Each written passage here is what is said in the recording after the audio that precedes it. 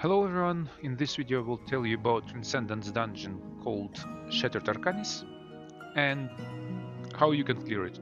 This is stage 10 or level 10, and here you need to remember that mobs and every monster becomes stronger when his friends die.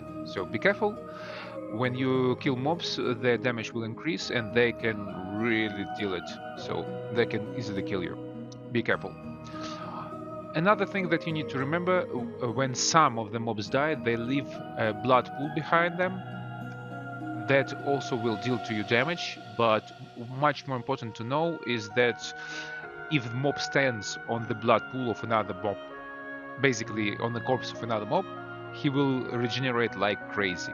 I will show you this pool in a moment. Here it is, as you see. And even though I was on it like for half a second, I still received quite a bit of damage. And if you have mobs that are standing on it, they will heal a lot. So you either need to pull them with a tank or kite them out of this. Because dealing more damage than they regenerate is really, really hard. Well, that's it. Next, we need to learn how to kill first boss. It's called Siliator of Deceit, and it's an annoying one when you don't know its mechanics. As you see, it's throwing around souls, which will deal you quite a bit of damage. So far it's easy to avoid. This one I would advise you to block with the shield if you can, or shift with it. And this is the first mechanic. You will have two souls going towards each player that they follow. Because I'm doing this solo, they followed me and I just went out of the way when they were close to each other. And then when they collide, they cancel each other. So when two players have this on them, they need to run towards each other and then past each other. Thus they will break them. This is another mechanic, super annoying. You need to run from the boss until all the source hit summons come to him, and after that you continue dealing damage. And that's it. This is the two mechanics you need to watch out for. Everything else is pretty simple, as you can see. Nothing special. Again, this is how I'm doing this solo. This is your goal. You need to collide them to each other, and then they cancel. That's it. Next, we will kill more mobs, because we need to get 170 points to summon our final boss. I think she's called Talisra. So to do that, we will go on the wind ride.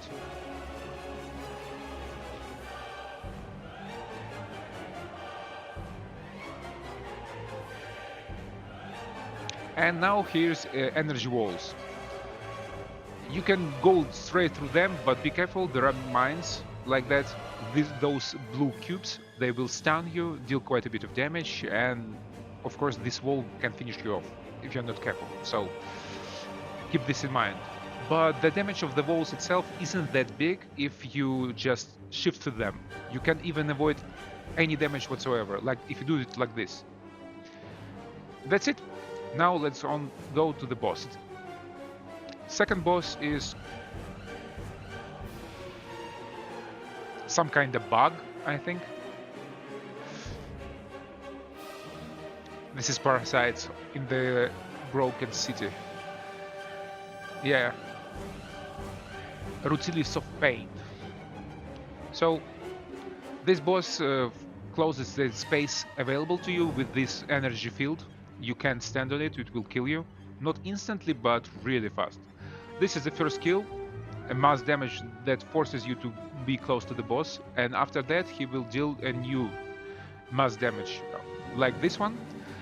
You have this lightning striking from the above, and then you have a debuff that pushes this energy circle out of you. Of course, if you have a full team and every single one of you receive this damage, you will have 4 circles going out. It can wipe the whole team, so be careful. You can, though, jump over it, but, well, you have to time it perfectly to do it. Again, I didn't manage to shift out of it. This is guillotine going out, also annoying thing. It deals decent damage, but also knocks you down. which is much more dangerous here. And this is pretty much it. There isn't any hard mechanic on this boss. Usually the issue with it, people don't kill it fast enough, and then they don't have enough space to avoid any skills, and then they die. That's it. Now on to the final boss, the most important thing. Also keep in mind, here is a mine. When you go out of this wind ride, usually people just go straight into it and, well, get stunned.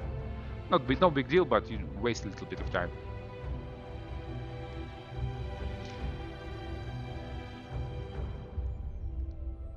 Here we go, Talisra of the Void.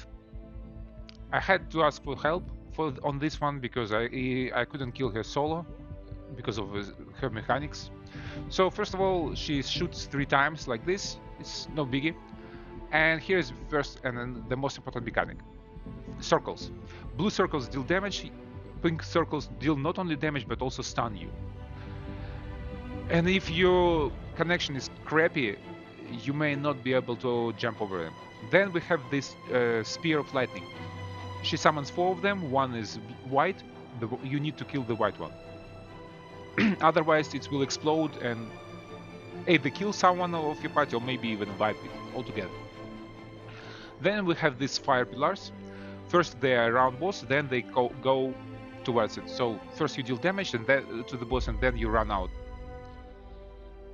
And the most important mechanic is Shattered Souls. As you can see, there are 2 types of souls, black and white. You need to have both of them so you have a protection. When you get the more souls you get, the faster you become, so it's easier to avoid stuff like that. As you can see, I have black, he has white. Then we place these spheres of protection, and you will see what boss will cast above her. But be careful when you place those things. You shouldn't place them on the top of each other because they will cancel each other out.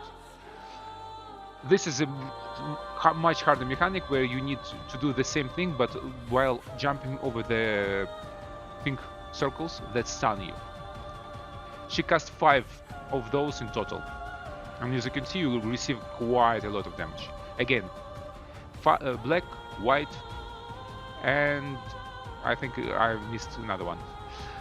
You should look carefully to succession at which you will cast it, otherwise you won't be able to avoid it. And the last mechanic is crystal. One of teammates will be placed in crystal, and other 3 should shoot these spears into it to break it. If you don't, well, he will die or almost die. Also be careful because those spears will damage you yourself if you don't jump out in time. Well, we weren't careful here and received damage from a spear of judgment and died. Now, after that we will just deal as much damage as possible and finish it quickly. We weren't doing as much because we were making, well, I was making this video. I think this is it. I think I covered everything you need to know about this boss. Other than that, you just need to train a little bit to react in time for all mechanics. That's it. Thanks for watching. See you later.